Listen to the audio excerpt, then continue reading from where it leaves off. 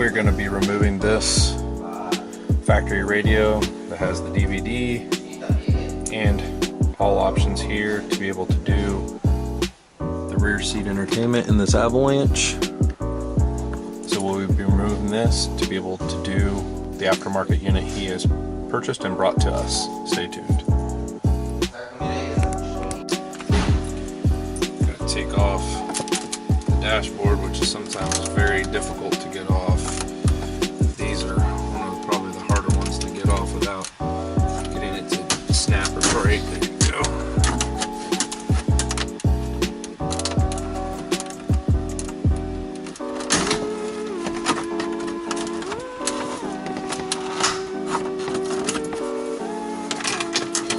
Yeah, these are probably one of the harder ones to get off. They really did a good job of putting the snaps in there.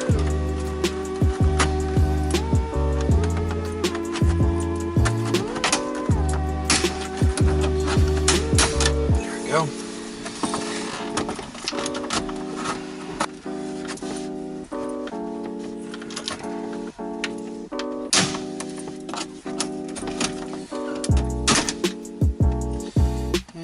Stuck in. Lovely. Alright, that's what it looks like from the back. Go. Two per side with HVAC controls.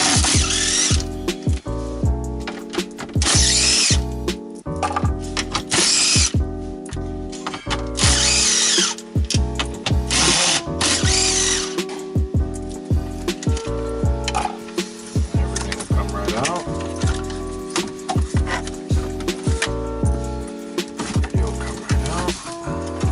Get caught up real bad in the back. You gotta be real careful.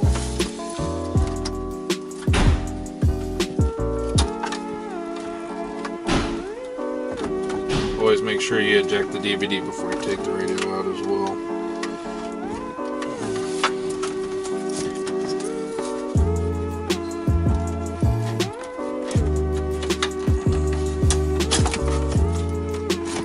Be real careful when removing the antenna adapter.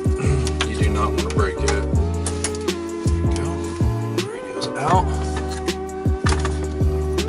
And then you're going to be left with your antenna and your three plugs, video, and then your power and speakers. We ran an aux cord here all the way over in here into the glove box, so you'd have an optional aux cord to be able to play any other type of music. We also ran the Bluetooth mic down through here. We're going to run that up into the A-pillar up into here. Here's the finished product, all installed. Pioneer NEX series. We also installed a flush mount USB for him to plug his phone into. And then back in here, we have all the rear seat entertainment working as well.